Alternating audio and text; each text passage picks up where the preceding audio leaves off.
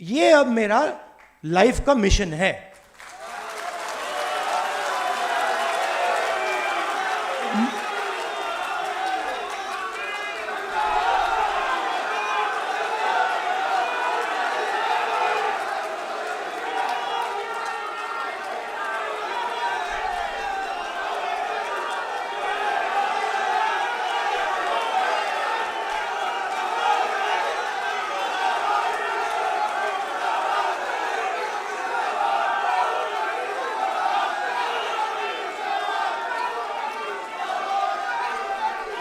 ವೀಕ್ಷಕರೇ ನಮಸ್ಕಾರ. ಇಂದು ದೇಶದ ರಾಜಧಾನಿ ದೆಹಲಿಯಲ್ಲಿ ಸಾಮಾಜಿಕ ನ್ಯಾಯ ಸಮ್ಮೇಳನವೊಂದನ್ನ ನಡೆಸಲಾಗಿದೆ. ಅದರಲ್ಲಿ ರಾಹುಲ್ ಗಾಂಧಿ ಅವರು ಮಾಧ್ಯಮಗಳನ್ನ ಮತ್ತೊಮ್ಮೆ ಬೆತ್ತಲಾಗಿಸಿರುವಂತದ್ದು. ಹಾಗೆಯೇ ರಾಜಕೀಯ ಎಂಬುದು ರಾಜಿ ಮಾಡಿಕೊಳ್ಳುವ ಒಂದು ಕ್ಷೇತ್ರ, ಆದರೆ ಸಾಮಾಜಿಕ ನ್ಯಾಯ ಎನ್ನುವುದು ನನಗೆ ರಾಜಕೀಯವಲ್ಲ, ಅದು ನನ್ನ ಜೀವನದ ಉದ್ದೇಶ ಅಂತ ಘೋಷಿಸಿರುವಂತದ್ದು. ಅವರ ಭಾಷಣ ಕೇಳಿಸಿಕೊಳ್ಳುವ ಮೊದಲು ಅದರ ಸಾರಾಂಶದ ಸಂಕ್ಷಿಪ್ತ ರೂಪ ಇಂತಿದೆ. ಮಾಧ್ಯಮಗಳಲ್ಲಿ ನೀವು ನೋಡಿರಬಹುದು, ರಾಹುಲ್ ಗಾಂಧಿ ರಾಜಕೀಯದಲ್ಲಿ ಸೀರಿಯಸ್ ಅಲ್ಲ, ರಾಜಕೀಯದಲ್ಲಿ ಆಸಕ್ತಿ ಇಲ್ಲ ಅಂತ ದಿನದ 24 ಗಂಟೆ ಕೂಡ ಹೇಳುತ್ತಾ ಬಂದಿದ್ದಾರೆ. ಅಂದ್ರೆ ಇವರಿಗೆ ಮನ್ರೇಗಾನಂತಹ ಉದ್ಯೋಗ ಖಾತರಿ ಯೋಜನೆ ಸೀರಿಯಸ್ ಅಲ್ಲ, ಆಸ್ತಿಯ ಅಧಿಕಾರದ ಬಿಲ್ ಸೀರಿಯಸ್ ಅಲ್ಲ, ಇಂತಹ ಹಲವು ಕಾಂಗ್ರೆಸ್ನ ಜನಪ್ರಿಯ ಜನಪರ ಯೋಜನೆ ಸೀರಿಯಸ್ ಅಲ್ಲ, ಅಮಿತಾಬ್ ಬಚ್ಚನ್, ಐಶ್ವರ್ಯ ರೈ, ವಿರಾಟ್ ಕೊಹ್ಲಿ ಸೀರಿಯಸ್ ವಿಷಯ ಅಂತ ಮಾಧ್ಯಮಗಳನ್ನ ವ್ಯಂಗ್ಯವಾಡಿದರು. ದೇಶದ ರಾಜಕೀಯ ಪರಿಸ್ಥಿತಿ ಈ ಮಾಧ್ಯಮಗಳಿಂದಾಗಿ ಹೇಗಾಗಿದೆ ಎಂದರೆ, ನೀವು ಊಹಿಸಿ ನೋಡಿ, ಇದೊಂದು ಕೋಣೆಯಾಗಿದೆ, ಇದರೊಳಗೆ 100 ಜನ ಇದ್ದಾರೆ ಎಂದು ಇಟ್ಟುಕೊಳ್ಳಿ. ಅದರಲ್ಲಿ 20 ಜನರಿಗೆ ಹೆಡ್ಫೋನ್ ಮತ್ತು ಮೈಕ್ರೋಫೋನ್ ಕೊಡೋಣ. ಅವರು ಅದರ ಮೂಲಕ ಪರಸ್ಪರ 24 ಗಂಟೆ ಚರ್ಚೆ ನಡೆಸುತ್ತಿದ್ದಾರೆ. ಉಳಿದ 980 ಜನ ಇಲ್ಲೇನು ಕೂತಿದ್ದಾರೆ ಅವರ ಮಾತನ್ನ ಕೇಳೋರಿಲ್ಲ, ಅವರಲ್ಲಿ ಮೈಕ್ರೋಫೋನ್ ಅಥವಾ ಹೆಡ್ಫೋನ್ ಇಲ್ಲ, ಅರ್ಥಾತ್ ಅವರ ಬಳಿ ಮಾಧ್ಯಮಗಳಿಲ್ಲ. ಅವರು ಈ 20 ಜನರನ್ನ ನೋಡುತ್ತಿರಬೇಕಾಗುತ್ತದೆ. ಮಧ್ಯೆ ಯಾರಾದರೂ ಈ ಉಳಿದ 980 ಜನ ಅಂದರೆ 90% ಜನರ ಬಗ್ಗೆ ಮಾತಾಡಲು ಬಂದರೆ ಅವರನ್ನ ಸೀರಿಯಸ್ ಅಲ್ಲದ ರಾಜಕಾರಣಿ, ಇಂಟ್ರೆಸ್ಟ್ ಇಲ್ಲದ ವ್ಯಕ್ತಿಯಾಗಿ ಚಿತ್ರೀಕರಿಸುತ್ತಿದ್ದಾರೆ. ನನ್ನನ್ನ ನಾನ್ ಸೀರಿಯಸ್ ರಾಜಕಾರಣಿ ಅಂತ ಹೇಳುವಂತ ಈ ಪತ್ರಕರ್ತರು ಯಾರೆಂದು ನಾನು ನೋಡಿದೆ. ಇವರ ಕಂಪನಿಗಳಲ್ಲಿ ಅದರ ಸ್ಟೇಕ್ ಹೋಲ್ಡರ್ಸ್ ಯಾರು, ಅವರಲ್ಲಿನ ದೊಡ್ಡ ದೊಡ್ಡ ಪತ್ರಕರ್ತರು ಯಾರು, ದೊಡ್ಡ ದೊಡ್ಡ ನ್ಯೂಸ್ ಆಂಕರ್ಗಳು ಯಾರು ಅಂತ ಪಟ್ಟಿ ಮಾಡಿ ನೋಡಿದೆ. ಆಶ್ಚರ್ಯ ಅಂದ್ರೆ ಅವರಲ್ಲಿ ಒಂದೇ ಒಂದು OBC ವರ್ಗದವರಿಲ್ಲ, ದಲಿತರಿಲ್ಲ, ಆದಿವಾಸಿಗಳಿಲ್ಲ. ಅಂದ್ರೆ ದೇಶದಲ್ಲಿ ಒಬ್ಬನೇ ಒಬ್ಬ OBC, ದಲಿತ, ಆದಿವಾಸಿ ಆಂಕರ್ಗಳು ಇಲ್ಲವೇ? ಮಾಲೀಕರಲ್ಲಿ 90% ಮೇಲ್ವರ್ಗವೇ ಇದೆ. ಅಂದ್ರೆ ದೇಶದ ಲೌಡ್ ಸ್ಪೀಕರ್ ನಿಮ್ಮ ಕೈಯಲ್ಲಿ ಇಲ್ಲವೇ ಇಲ್ಲ. ನಿಮ್ಮ ಕೈಯಲ್ಲಿ ಲೌಡ್ ಸ್ಪೀಕರ್ ಇಲ್ಲ ಅಂದ ಮೇಲೆ ನೀವು ಹೇಳೋದೆಲ್ಲ ನಾನ್ ಸೀರಿಯಸ್ ಅಂತ ತನ್ನ ವಿರುದ್ಧ ಮಾಡುವಂತ ಪಿತೂರಿಯನ್ನ ಬಯಲಿಗೆಳೆದರು. ಅಂದ್ರೆ ಮೀಡಿಯಾದಲ್ಲಿ ನಿಮ್ಮವರು ಯಾರೂ ಇಲ್ಲ, ಮೀಡಿಯಾಗಳಿಗೂ ನಿಮ್ಮ GST ಹಣವೇ ಹೋಗುತ್ತಾ ಇದೆ. ಸರ್ಕಾರವು ಹಣ ಕೊಡುತ್ತೆ, ಎಲ್ಲ ರಾಜ್ಯಗಳ ಸರ್ಕಾರವು ಕೂಡ ಸಾವಿರಾರು ಕೋಟಿಗಳನ್ನ ಕೊಡುತ್ತೆ. ಇವೆಲ್ಲ ಯಾರ ಹಣ? ಇವೆಲ್ಲ ನಿಮ್ಮ ಹಣ. 90% ಇರುವ ನಿಮ್ಮ ಹಣ ಅಂತ ಜನರ ಕಣ್ಣನ್ನ ತೆರೆಸಿರುವಂತದ್ದು. ಹೈಯರ್ ಜುಡಿಷಿಯರಿನಲ್ಲಿ ಕೂಡ ಇದೇ ಪರಿಸ್ಥಿತಿ ಇದೆ. ದೇಶದಲ್ಲಿ 200ರಷ್ಟು ದೊಡ್ಡ ಗಾತ್ರದ ಕಂಪನಿಗಳಿವೆ. ಅದರ ಮಾಲೀಕರ ಲಿಸ್ಟ್ ತೆಗೆದರೂ ಕೂಡ ಇದೇ ಅವಸ್ಥೆ ಇದೆ. ಅದರಲ್ಲಿ 25 ಕಂಪನಿಗಳಿಗೆ 16 ಲಕ್ಷ ಕೋಟಿಯನ್ನ ನರೇಂದ್ರ ಮೋದಿಜಿಯವರು ದೇಶದ ಹಣವನ್ನ ಕೊಟ್ಟಿದ್ದಾರೆ. ಅಂದ್ರೆ ಆ ಹಣ ಭಾರತದ ರೈತರ ಸಾಲವನ್ನ 25 ಸಲ ಮನ್ನಾ ಮಾಡಲು ಸಾಕಾಗುವಷ್ಟು ಹಣದ ಗಾತ್ರದ್ದಾಗಿದೆ. ಕೇವಲ 25 ಜನರಿಗೆ ಕೊಟ್ಟಿದ್ದಾರಲ್ಲ, ಆ 25 ಜನರಲ್ಲಿ ಒಬ್ಬನೂ ಕೂಡ OBC ಆಗಲಿ, ದಲಿತನಾಗಲಿ, ಆದಿವಾಸಿಯಾಗಲಿ ಇಲ್ಲ ಅಂತ ಹೇಳಿರುವಂತದ್ದು. ಅಂದ್ರೆ ಇಲ್ಲೆಲ್ಲೂ ಕೂಡ ದೇಶದ 90% ಜನಸಂಖ್ಯೆಯನ್ನ ಪ್ರತಿನಿಧಿಸುವ ಸಮುದಾಯದ ಜನರು ಇಲ್ಲ. ನನಗೆ ನಿಜವಾಗಿ ಹೇಳೋದಾದ್ರೆ ಜಾತಿಗಳಲ್ಲಿ ಇಂಟ್ರೆಸ್ಟ್ ಇಲ್ಲ, ನನ್ನ ಆಸಕ್ತಿ ನ್ಯಾಯದಲ್ಲಾಗಿದೆ. ನಾನಿಷ್ಟೇ ಹೇಳುತ್ತಿರುವುದು, ಇಂದು ಈ ದೇಶದಲ್ಲಿ 90% ಜನರ ಮೇಲೆ ಅನ್ಯಾಯವಾಗುತ್ತಿದೆ, ತೀವ್ರತರದ ಅನ್ಯಾಯವಾಗುತ್ತಿದೆ. ನಾನೆಲ್ಲಿಯೂ ಇದುವರೆಗೆ ಈ ಅನ್ಯಾಯದ ವಿರುದ್ಧ ಯಾವುದೇ ಕ್ರಮ ಕೈಗೊಳ್ಳುತ್ತೇನೆ ಅಂತ ಕೂಡ ಹೇಳಿಲ್ಲ. ನಾನಿಷ್ಟೇ ಹೇಳಿದ್ದೆ, ಈ ಅನ್ಯಾಯದ ವ್ಯಾಪ್ತಿ ಎಷ್ಟೆಂದು ನೋಡಬೇಕಾಗಿದೆ ಅಂತಷ್ಟೇ ಹೇಳಿದ್ದೆ. ನಿಮಗೆ ಹೊಡೆತ ಬಿದ್ದಿದೆ ಅಂತ ಇಟ್ಕೊಳ್ಳಿ, ಆ ಸಂದರ್ಭದಲ್ಲಿ ಅವರಿಗೆ ಹೊಡೆತ ಬಿದ್ದಿದೆ, ಅವರನ್ನ ಸ್ವಲ್ಪ ಎಕ್ಸ್ರೇ ಮಾಡಿಸಿ ಅಂತ ಹೇಳುವುದರಲ್ಲಿ ತಪ್ಪೇನಿದೆ? ನಿಮಗೆ ಇದರಲ್ಲಿ ತೊಂದರೆ ಏನಿದೆ? ಆದ್ರೆ ಅಷ್ಟೇ ಹೇಳಿದ್ದಕ್ಕೆ ಎಲ್ಲರೂ ಕೂಡ ನನ್ನೆದುರು ಎದ್ದು ನಿಂತರು. ದೇಶವನ್ನ ಹೊಡೆಯುವ ಪ್ರಯತ್ನ ನಡೀತಿದೆ, ದೇಶವನ್ನ ಹಂಚುವ ಪ್ರಯತ್ನ ನಡೀತಿದೆ ಅಂತ ಮೋದಿಜಿ ಅವರು, ಮಾಧ್ಯಮಗಳು ಎಲ್ಲವೂ ಕೂಡ ನನ್ನೆದುರು ಎದ್ದು ನಿಂತಿದೆ. ಎಕ್ಸ್ರೇನಿಂದ ಹೇಗೆ ದೇಶ ಹೊಡೆಯುತ್ತೆ ಸ್ವಾಮಿ? ಹೇಗೆ ದೇಶ ಹಂಚಿಕೆ ಆಗುತ್ತೆ ಸ್ವಾಮಿ? ಎಕ್ಸ್ರೇನಿಂದ ಇಷ್ಟೇ ಗೊತ್ತಾಗುತ್ತೆ ಅವರ ಪಾಲೆಷ್ಟು ಎಂಬುದು. ಪ್ರತಿ ದೇಶಭಕ್ತನಿಗೂ ಇದು ಒಳ್ಳೆಯದೆನಿಸಬೇಕಿತ್ತು. ಯಾಕೆಂದ್ರೆ ದೇಶಭಕ್ತನಾದರೆ ಆತ ದೇಶದಲ್ಲಿ ನ್ಯಾಯವನ್ನ ಆಗ್ರಹಿಸುತ್ತಾನೆ. ದೇಶಭಕ್ತ ಈ ದೇಶ ಸದೃಢವಾಗಬೇಕು, ಚೈನಾದೊಂದಿಗೆ ಹೋರಾಡಬೇಕು ಅಂತ ಆಗ್ರಹಿಸುತ್ತಾನಾದ್ರೆ ಅದಕ್ಕಾಗಿ ಈ ದೇಶದ 90% ಜನರ ಶಕ್ತಿಯನ್ನ ಉಪಯೋಗಿಸಬೇಕಾಗಿದೆ. 90% ಜನರನ್ನ ಈ ರೀತಿ ಬಿಟ್ಟು ಬಿಡುತ್ತೀರಂದ್ರೆ ಇನ್ನು ಹೇಗೆ ಸೂಪರ್ ಪವರ್ ಆಗಲು ಸಾಧ್ಯ? ಆಶ್ಚರ್ಯ ಅಂದ್ರೆ ದೇಶಭಕ್ತ ಎನ್ನುವ ಇವರುಗಳು ಎಕ್ಸ್ರೇಗೆ ಹೆದರುತ್ತಿದ್ದಾರೆ. ಮೋದಿಜಿಯವರು ಕಳೆದ ಕೆಲ ದಿನಗಳಿಂದ ನಾನು OBCಗೆ ಸೇರಿದವನು ಅಂತ ಹೇಳಿಕೊಂಡು ನಡೆಯುತ್ತಿದ್ದರು. ಯಾವಾಗ ನಾನು ಜಾತಿ ಜನಗಣನೆ ಆಗಬೇಕೆಂದನೋ ಆಗ ಹೇಳುತ್ತಾರೆ ಜಾತಿ ಇಲ್ಲ. ಅರೆ ಮೋದಿಜಿ, ಜಾತಿ ಇಲ್ಲ ಅಂದ್ಮೇಲೆ ನೀವು OBC ಹೇಗೆ? ಮತ್ತೆ ಹೇಳ್ತಾರೆ ಹಿಂದೂಸ್ತಾನದಲ್ಲಿ ಕೇವಲ 2 ಜಾತಿ ಇದೆ, ಶ್ರೀಮಂತ ಮತ್ತು ಬಡವ. ಸರಿ, ನಾನು ಒಪ್ಪಿಕೊಳ್ಳುತ್ತೇನೆ, ಕನಿಷ್ಠ ಅದನ್ನ ಲೆಕ್ಕ ಹಾಕಿ ಮೋದಿಜಿಯವರೇ. ಬಡವ ಜಾತಿಯಲ್ಲಿ ದಲಿತ, OBC, ಆದಿವಾಸಿ ಸಿಗುತ್ತಾರೆ, ಆದರೆ ಶ್ರೀಮಂತ ಜಾತಿಯಲ್ಲಿ ಒಬ್ಬನು ಕೂಡ OBC, ದಲಿತ, ಆದಿವಾಸಿ ಸಿಗಲಾರ ಅಂತ ಹರಿಹಾಯ್ದರು. ಈ ವಿಚಾರಗಳು ಅಂದರೆ ಸಾಮಾಜಿಕ ನ್ಯಾಯ ಎನ್ನುವುದು ನನಗೆ ರಾಜಕೀಯ ವಿಷಯವಲ್ಲ, ಇದು ನನ್ನ ಜೀವನದ ಗುರಿಯಾಗಿದೆ ಅಂದಾಗ ಸೇರಿದ್ದ ಸಭೆ ಕರತಾಡನೆಗಳಿಂದ ಹುರಿದುಂಬಿಸಿತು. ರಾಜಕೀಯ ಮತ್ತು ಜೀವನದ ಗುರಿಯಲ್ಲಿರುವಂತಹ ವ್ಯತ್ಯಾಸ ಅಂದರೆ ಜೀವಿತ ಗುರಿಯಲ್ಲಿ ರಾಜಿ ಅಸಾಧ್ಯವಾಗಿದೆ, ರಾಜಕೀಯದಲ್ಲಿ ರಾಜಿಗಳು ಆಗಬಹುದಾಗಿದೆ. ಈ ಸಾಮಾಜಿಕ ನ್ಯಾಯಕ್ಕಾಗಿ ಹಲವು ದಾರಿಗಳಿವೆ, ಅದರಲ್ಲಿ ಒಂದಾಗಿದೆ ರಾಜಕೀಯ. ನಮ್ಮ ರಾಜಕೀಯ ದಿಕ್ಸೂಚಿಯನ್ನ ನೀವು ನಮ್ಮ ಪ್ರಣಾಳಿಕೆಯಲ್ಲಿ ನೋಡಿದ್ದೀರಿ. ನೀವೇ ಹೇಳಿದ್ದೀರಿ ನಮ್ಮ ಪ್ರಣಾಳಿಕೆ ಒಂದು ಕ್ರಾಂತಿಕಾರಿ ದಾಖಲೆಯಾಗಿದೆ ಅಂತ. ಇದರ ಜೊತೆಗೆ ನಾವು ನೀವೆಲ್ಲ ಸೇರಿ ಮಾಡಬೇಕಾದಂತಹ ಕೆಲಸಗಳು ಬಹಳಷ್ಟಿವೆ. ಈ ಹಿಂದುಳಿದ ವರ್ಗ ಅನ್ನುವಂತ ಶಬ್ದವೇ ಸರಿಯಲ್ಲ, ಅದನ್ನ ಖತಮ್ ಮಾಡಬೇಕಿದೆ. ಅದರ ಅರ್ಥವೇನೆಂದರೆ ಮೊದಲು ನಾವು ನಮ್ಮ ಮೇಲೆ ಆಗಿರುವುದೇನೆಂಬುದನ್ನ ತಿಳಿಯಬೇಕಾಗಿದೆ. ಬಿಜೆಪಿಯ ಕೆಲಸವೇ ನಿಮ್ಮ ಇತಿಹಾಸವನ್ನ ನಾಶಪಡಿಸುವುದು, ತಿರುಚುವುದಾಗಿದೆ. ಆದರೆ ನಿಮಗೆ ಇತಿಹಾಸ ಇದೆ. ನಿಮ್ಮ ಇತಿಹಾಸ ಅಂಬೇಡ್ಕರ್ ಆಗಿದ್ದಾರೆ, ನಿಮ್ಮ ಇತಿಹಾಸ ಫುಲೆ ಆಗಿದ್ದಾರೆ. ಇವೆಲ್ಲ ಕೆಲವು ಎಣಿಸಲ್ಪಟ್ಟ 1-2 ಜನರ ಇತಿಹಾಸ. ಆದ್ರೆ ವಾಸ್ತವದಲ್ಲಿ ಫುಲೆಯವರಂತಹ ಕೋಟಿಗಟ್ಟಲೆ ಜನರಿದ್ರು. ಅವರ್ಯಾರ ಬಗ್ಗೆಯೂ ಮಾತುಗಳಾಗುತ್ತಿಲ್ಲ. ಅವೆಲ್ಲವನ್ನು ಹೊರಸಿದ್ದಾರೆ. ಅವನ್ನ ಮರಳಿ ತರಬೇಕಿದೆ. ಸ್ವತಂತ್ರ ಹೋರಾಟ OBC, ದಲಿತ, ಆದಿವಾಸಿ ಮತ್ತು ಅಲ್ಪಸಂಖ್ಯಾತ ಎಲ್ಲರೂ ಸೇರಿ ನಡೆಸಿರುವಂತದ್ದು. ಬರೆದಿಟ್ಟುಕೊಳ್ಳಿ, ನನ್ನ ಜೀವನದ ಗುರಿಯಾಗಿದೆ. ಜಾತಿ ಜನಗಣತಿಯನ್ನ ಯಾರಿಂದಲೂ ತಡೆಯಲಿಕ್ಕಾಗಲ್ಲ. ನಮ್ಮ ಸರ್ಕಾರ ಅಧಿಕಾರಕ್ಕೆ ಬಂದರೆ ಮೊದಲ ಕೆಲಸವೇ ಜಾತಿ ಜನಗಣತಿಯಾಗಿದೆ. ಯಾಕೆಂದ್ರೆ ನಿಮಗೆ ನಿಮ್ಮ ಪಾಲು ಸಿಗಬೇಕಿದೆ. ಬಿಜೆಪಿಯ ಕೆಲಸವೇ ನಿಮ್ಮ ಶ್ರದ್ಧೆಯನ್ನ ತಿರುಗಿಸುವುದಾಗಿದೆ. ವಾಟ್ಸ್ಆಪ್, ಇನ್ಸ್ಟಾಗ್ರಾಮ್ ಮುಖಾಂತರ ನಿಮ್ಮನ್ನ ಯಾಮಾರಿಸಲಾಗುತ್ತದೆ. ರಾಮ ಮಂದಿರದಲ್ಲಿ ಸಮೇತ ಈ ದೇಶದ 90% ಜನರ ಪ್ರತಿನಿಧಿಯನ್ನ ನೀವು ಕಂಡಿಲ್ಲ. ಅಂದರೆ ಇಂದು ದೇಶದ 90% ಜನರಿಗೆ ಇವೆಲ್ಲ ಅರ್ಥವಾಗುತ್ತಿದೆ. ಫಸಲ್ ಬಿಮಾ ಯೋಜನೆಯನ್ನ ಸಮೇತ 17 ಮೇಲ್ವರ್ಗದ ಕಂಪನಿಗಳಿಗೆ ಕೊಡಲಾಗಿದೆ. ಆದರೆ ಭಾಷಣದುದ್ದಕ್ಕೂ ಎಲ್ಲಿಯೂ ಕೂಡ ರಾಹುಲ್ ಗಾಂಧಿ ಅವರು ಮುಸ್ಲಿಮರ ಬಗ್ಗೆ ಆಗಲಿ, ಅವರ ಆರ್ಥಿಕ ಪರಿಸ್ಥಿತಿಯ ಬಗ್ಗೆ ಆಗಲಿ ಚಕಾರವೆತ್ತಿಲ್ಲ, ಮಾತನಾಡಿಲ್ಲ. मैनिफेस्टो आपको अच्छा लगा? आपने देखा होगा कि प्रधानमंत्री पैनिक कर गए हैं. हाँ, बिल्कुल हिल गए हैं, घबरा गए. क्रांतिकारी मैनिफेस्टो है. मीडिया में मेरे बारे में कहते थे कि पॉलिटिक्स में इंटरेस्टेड नहीं है, नॉन सीरियस है. आपने देखा होगा मीडिया में 24 घंटा नॉन सीरियस. मनरेगा नॉन सीरियस, जमीन अधिकरण bill non serious, Niyamgiri non serious, Bhatta Parsaul non serious, Amitabh Bachchan, Aishwarya Rai, Virat Kohli serious.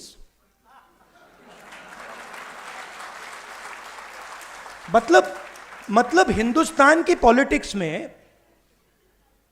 मान लीजिए ये कमरा है, इसमें 1000 लोग बैठे हैं. 1000 लोग में से आप यहां पे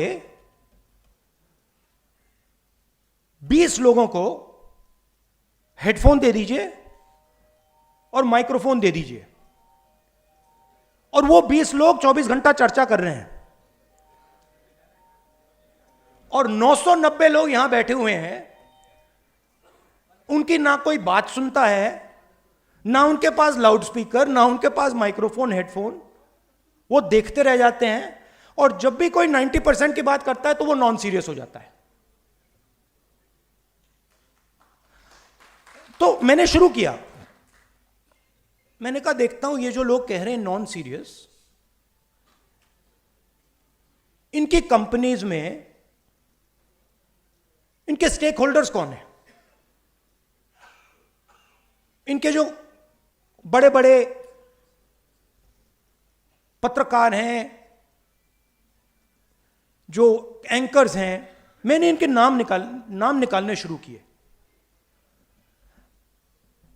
95% का इनमें एक है ही नहीं, एक ओबीसी नहीं है, एक ओबीसी एंकर नहीं है हिंदुस्तान में।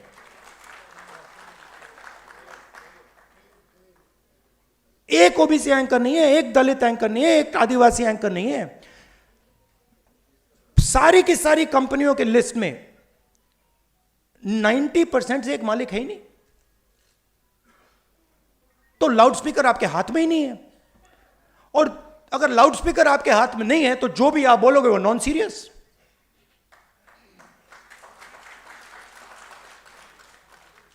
मैंने अगर इनके हाथ में लाउडस्पीकर दे रखा है, मतलब फुल पावर वाला लाउडस्पीकर, तो बाकी सब बोले ना बोले वो तो नॉन सीरियस ही होगा। वो सीरियस तो वही है जिनके हाथ में लाउडस्पीकर है। तो मीडिया में आपका कोई नहीं, और मीडिया को किसका पैसा जाता है? जीएसटी का पैसा जाता है, सरकारें पैसा देती हैं। हर स्टेट की सरकार, दिल्ली की सरकार हजारों करोड़ रुपए देती है, हिंदुस्तान की सरकार हजारों करोड़ रुपए देती है। किसका पैसा है ये जीएसटी से आता है, ये 90% का पैसा है। अब मैं कह रहा हूं कि भैया अगर 90% का पैसा है तो एक दो लाउडस्पीकर तो पकड़ा दो।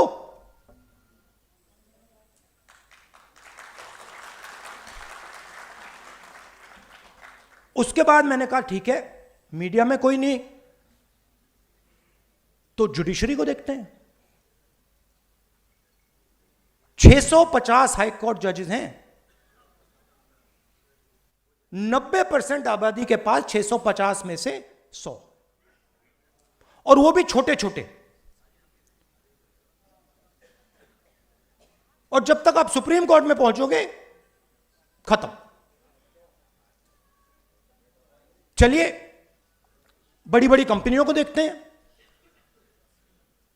200 सबसे बड़ी कंपनियां हिंदुस्तान में, उनके मालिकों की लिस्ट निकालो। 16 लाख करोड़ रुपए,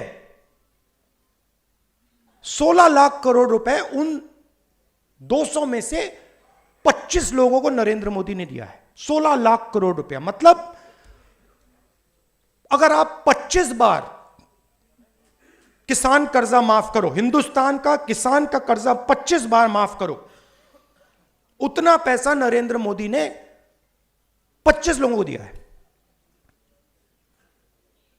200 में से एक ओबीसी नहीं, एक दलित नहीं, एक आदिवासी नहीं। उनकी सीनियर मैनेजमेंट में एक दलित नहीं, एक आदिवासी नहीं, एक ओबीसी नहीं। तो जहां भी देखो, मीडिया में देखो, प्राइवेट अस्पतालों को देखो, बड़ी बड़ी कंपनियों को देखो, जुडिशियल सिस्टम को देखो, जहां भी देखो कोई है ही नहीं वहां पे। 90% का कोई है ही नहीं। अब मुझे फ्रैंकली जात में इंटरेस्ट नहीं है, मुझे इंटरेस्ट न्याय में है।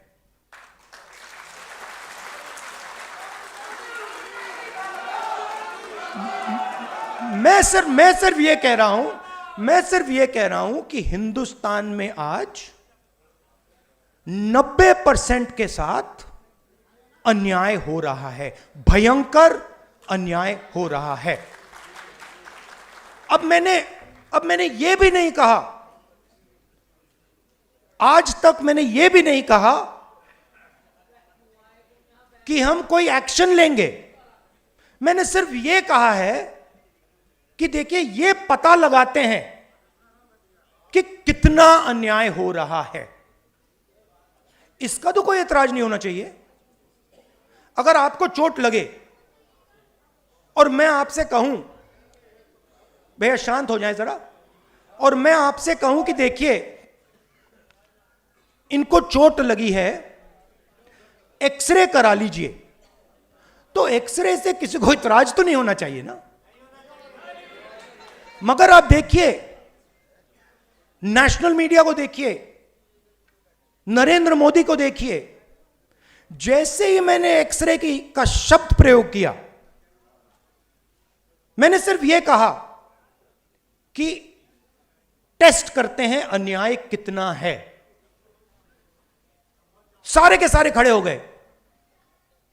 देश को तोड़ने की कोशिश हो रही है, देश को बांटने की कोशिश हो रही है। एक्सरे से क्या बटेगा, कैसे बटेगा? एक्सरे से सिर्फ 90% को यह पता लगेगा कि उनकी भागीदारी कितनी है। अब सारे के सारे देशभक्तों को यह अच्छा लगना चाहिए। देशभक्त क्या चाहता है? देशभक्त देश में न्याय चाहता है। देशभक्त अन्याय थोड़ी चाह सकता है। देशभक्त चाहता है कि हिंदुस्तान आगे बढ़े, देशभक्त चाहता है कि हिंदुस्तान एक दिन सुपर पावर बने, जो भी जैसे भी आप कहना चाहो। तो अगर आप सुपर पावर बनना चाहते हो, चाइना से मुकाबला करना चाहते हो, तो 90% शक्ति का प्रयोग तो करना पड़ेगा। अगर आप 90% की शक्ति का प्रयोग ही नहीं करोगे तो कैसे बनोगे? तो बड़ी इंटरेस्टिंग बात है कि सारे के सारे लोग अपने आप को देशभक्त कहते हैं। सारे के सारे जो अपने को देशभक्त कहते हैं, एक्सरे से डरते हैं। मोदी जी ने 10 साल देश को कहा कि मैं ओबीसी हूं। जैसे ही मैंने एक्सरे की बात की, जाति जनगणना की बात की, नरेंद्र मोदी कहते हैं जाति नहीं।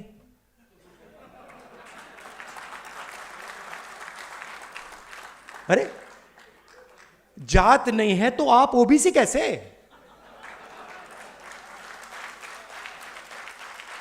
फिर आपको उस टाइम कहना था मेरी तो कोई जात ही नहीं है।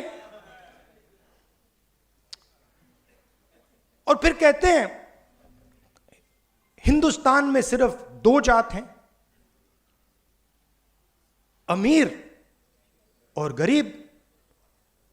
ठीक है, अगर आप यह बात मानते हो कि हिंदुस्तान में सिर्फ 2 जात है, अमीर और गरीब, तो मैं आपसे कहता हूं कि गरीबों की लिस्ट निकालिए, उसमें आपको ओबीसी, दलित, आदिवासी मिल जाएंगे। और अमीरों की लिस्ट निकालिए, उसमें आपको एक दलित, एक आदिवासी, एक पिछड़ा नहीं मिलेगा। नहीं मिलेगा। तो यह मेरे लिए अब राजनीतिक मुद्दा नहीं है। यह आप बात समझ लीजिए। यह अब मेरा लाइफ का मिशन है।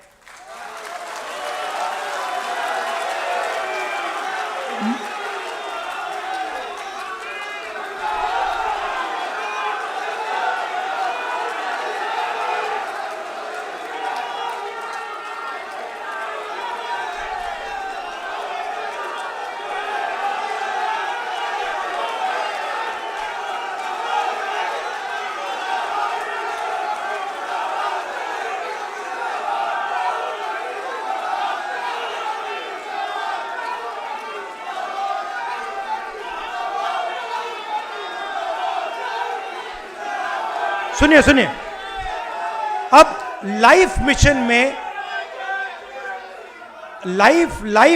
में और राजनीति और लाइफ मिशन में फर्क मैं आपको बताता हूं। लाइफ मिशन में कॉम्प्रोमाइज नहीं होता है।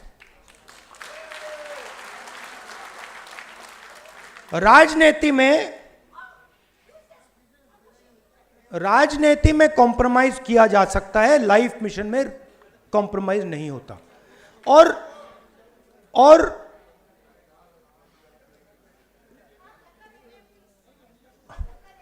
ज्यादा लोग आ गए।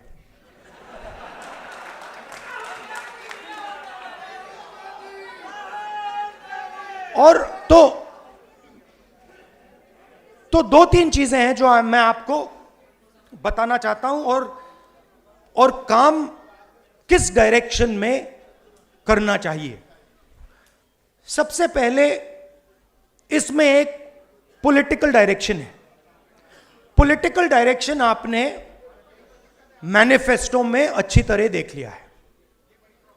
आपने ही कहा कि मैनिफेस्टो क्रांतिकारी डॉक्यूमेंट है, उसमें एक्सरे है और उसमें जो इनकम इनइक्वालिटी नरेंद्र मोदी जी ने की है, जो 22 लोगों को उन्होंने 16 लाख करोड़ रुपए ट्रांसफर किया,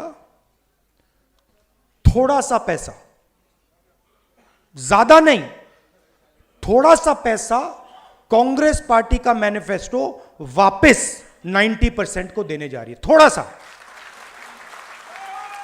हमने कैलकुलेट करके 16 लाख करोड़ रुपए नहीं दिया, कैलकुलेट करके हमने जो हमें लगा, जो न्याय हमें लगा कि इतनी मदद करनी चाहिए, हमने मैनिफेस्टो में डाल दिया है। मगर उससे भी ज्यादा बड़ा एक काम है जो आप, मैं और हम सब को एक साथ करना पड़ेगा।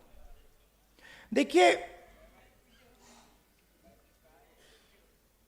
जो पिछड़े लोग हैं, सबसे पहले ये शब्द मुझे अच्छा नहीं लगता है, ये पिछड़े लोग, ये शब्द अच्छा नहीं है। सबसे पहले इस शब्द को खत्म करना है।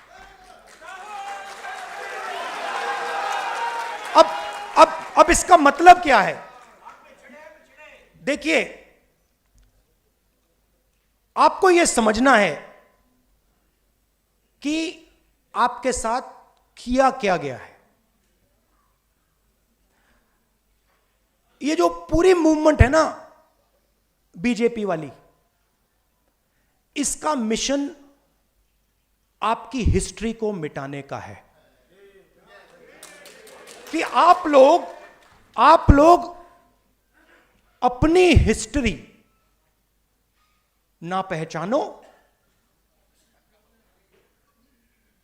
और ना समझो। तो एक प्रकार से आपको बीते हुए समय से काट दिया गया है। यह हुआ है आपके साथ, और आपकी हिस्ट्री है। आपकी हिस्ट्री फूले जी हैं, अंबेडकर जी हैं, नहीं, अंबेडकर जी हैं, मगर वो बहुत चुने हुए लोगों की हिस्ट्री है, 2, 3, 4 लोगों की हिस्ट्री है। मगर एक्चुअली फूले जी जैसे करोड़ों लोग थे जिन्होंने अपनी पूरी जिंदगी 24 घंटा अपना खून पसीना दिया, मगर उनकी कोई बात ही नहीं करता है। तो जो आपकी हिस्ट्री, जो आपकी हिस्ट्री है, जिसको मिटाया गया है, जिसको मिटाया गया है, उसको रिवाइव करना है। आजादी की लड़ाई में मैं आपसे पूछता हूं, आजादी की लड़ाई में आपका क्या रोल था?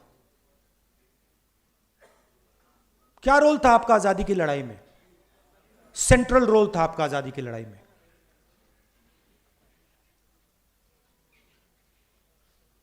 आजादी की लड़ाई पिछड़ा वर्ग, दलित, आदिवासी, इन सब ने लड़ी, मगर कोई मेंशन ही नहीं। माइनॉरिटी भी। तो मेरा कहना है कि जब तक हम आपकी हिस्ट्री को रिवाइव नहीं करेंगे, जब तक आपकी एक बार फिर जड़ नहीं लगेगी, हिस्टोरिकल जड़ नहीं लगेगी, तब तक यह लड़ाई नहीं लड़ी जा सकती। मगर यह एक बात समझ लीजिए कि जो मैंने आपसे पहले कहा, यह मेरे लिए राजनीति नहीं है, यह मेरे लिए लाइफ मिशन है, इसको छोड़ने वाला नहीं हूं मैं। और मैं गारंटी करके कह रहा हूं, जो कांचा जी ने कहा, आप लिख लो, आप लिख लो, जाति जनगणना को कोई शक्ति नहीं रोक सकती है। और जितना जितना इसको रोका गया, जितना इसको रोका गया, उतनी तेजी से, उतनी फोर्स से यह वापस आएगा। क्योंकि हिंदुस्तान के 90% लोगों को यह बात समझ आ गई है। शायद वो आज कह नहीं रहे हैं, खुलकर कह नहीं रहे हैं, मगर उनको बात समझ आ गई है कि हिंदुस्तान के इंस्टीट्यूशनल स्ट्रक्चर में, हिंदुस्तान की इकोनॉमी में, हिंदुस्तान के जुडिशरी में उनकी कोई जगह नहीं है। और देश 90% उनका है। तो इसको रोका नहीं जा सकता है। और जैसे ही हमारी सरकार आएगी, मैं आपको बता रहा हूं, पहला काम जाति जनगणना होगा।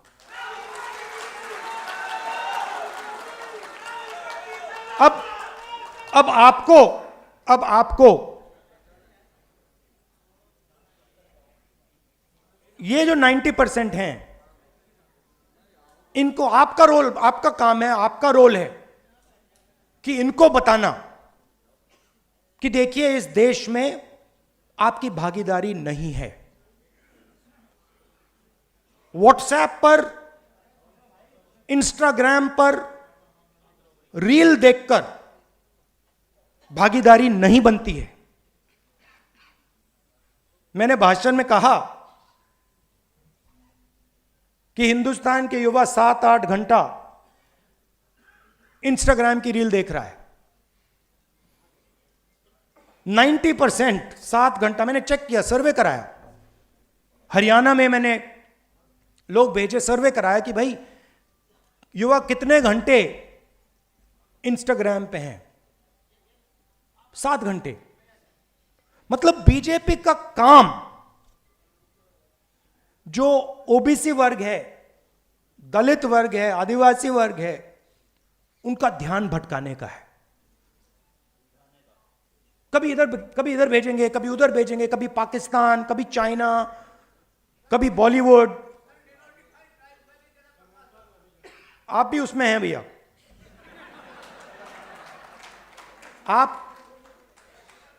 आप भी 90% में हैं। और आपकी हालत हम जानते हैं। आपको क्या सहना पड़ता है, हम सब जानते हैं। तो ये ध्यान भटकाते हैं। ये पूरा का पूरा जो इनको मूवमेंट है, इसका लक्ष्य ओबीसी का ध्यान भटकाना, यही है लक्ष्य। और प्रॉब्लम इनकी क्या है कि ध्यान को आप इतनी टाइम ही भटका सकते हो। और अब वो टाइम आ रहा है कि अब ओबीसी पूछ रहा है कि भैया ये हो क्या रहा है। मतलब राम मंदिर बन गया और उसमें हमारा एक आदमी नहीं दिखा। पार्लियामेंट नया खुल गया, बड़ी पूजा हुई, नरेंद्र मोदी बैठे, मगर हमारा एक आदमी उसमें नहीं दिखा।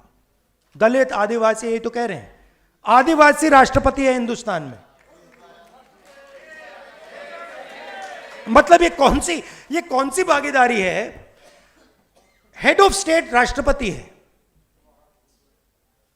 नया पार्लियामेंट बन रहा है, हेड ऑफ स्टेट का काम उस पार्लियामेंट को खोलने का है। हेड ऑफ स्टेट को परे कर दिया।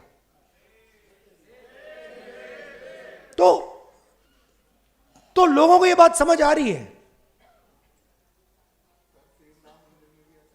राम मंदिर में भी बिल्कुल यही हुआ।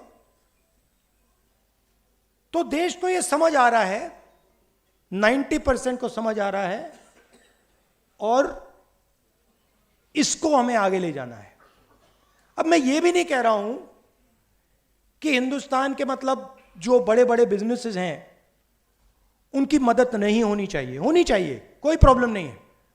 मैं सिर्फ ये कह रहा हूं कि भैया अगर उनका 100 रुपए, उनके 100 रुपए की मदद हो रही है तो इनकी भी 100 रुपए की कर दो ना। अगर आप उनका कर्जा माफ कर रहे हो, उनका कर्जा माफ कर रहे हो, उनका आपने 16 लाख करोड़ कर दिया और हिंदुस्तान के किसान का आपने 50 रुपए भी नहीं किया। ओबीसी स्टूडेंट्स हैं, आदिवासी स्टूडेंट्स हैं, दलित माइनॉरिटी स्टूडेंट्स हैं, उनका आपने कितना माफ किया? कुछ नहीं, फीस बढ़ा दी। और फीस बढ़ा दी नहीं, बात समझिए, आपने कहा फीस बढ़ा दी, फीस बढ़ाई प्राइवेट यूनिवर्सिटी कॉलेजेस में, सही? प्राइवेट यूनिवर्सिटी कॉलेजेस किसके? वही 5% के हैं। वो जमीन कहां से आई? जमीन कहां से आई? आपकी जमीन, किसानों की जमीन एक्वायर की।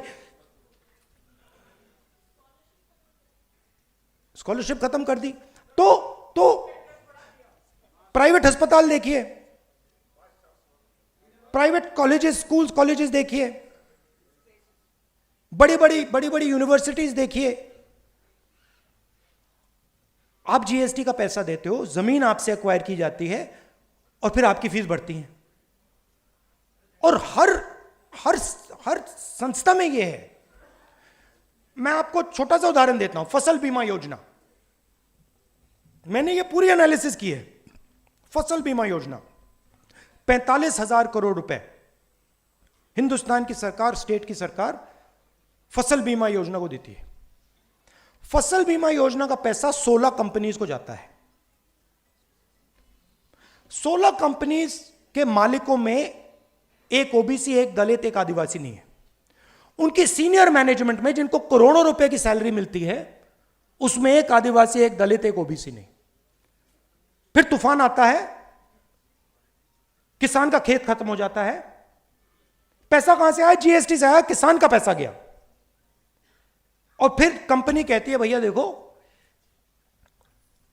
आपके खेत में तो नुकसान हुआ ही नहीं और किसान को पैसा नहीं दिया। तो कहा जाता है कि 45,000 करोड़ रुपए किसानों को जा रहे हैं, मगर होता क्या है? 45,000 करोड़ रुपए 16 कंपनी को जाते हैं। फर्टिलाइजर सब्सिडी भी यही है। जाति जनगणना से क्लैरिटी हो जाएगी। और जाति जनगणना को मैं आपको थोड़ा समझाना चाहता हूं।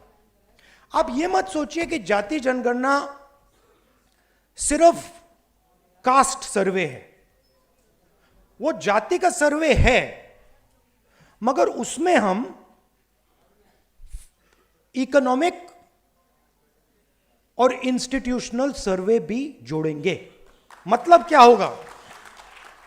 मतलब क्या होगा? देश को पता लग जाएगा कि इस जात में इतने लोग हैं, दलित इतने, आदिवासी इतने, गरीब जनरल कास्ट इतने, इनकी आमदनी इतनी है और हिंदुस्तान की संस्थाओं में इनकी इतनी भागीदारी है। तो पता लग जाएगा कि मीडिया में इतनी कंपनियां हिंदुस्तान की मीडिया को कंट्रोल करती हैं, इतना पैसा हिंदुस्तान की सरकार इनको दे रही है, और इस संस्था में इतने ओबीसी, इतने दलित, इतने आदिवासी। वो सब संस्थाओं का होगा। तो ये एक प्रकार से नेशनल एक्सरे मानिए इसको। और मुझे लगता है कि 70 साल बाद ये एक जरूरी कदम है कि हम असेस करें कि 70 साल की आजादी के बाद आज सिचुएशन क्या है और इसके बाद हमें किस डायरेक्शन में जाना चाहिए। लॉजिकल है और इसका कोई इतराज नहीं कर सकता है। यह मैं आपसे कहना चाहता था। आप ये मत सोचिए कि ये काम 1 दिन का, 2 दिन का, 5 दिन का है। ये लाइफ टाइम का काम है और इसको हम मिलकर करने जा रहे हैं। आप सबका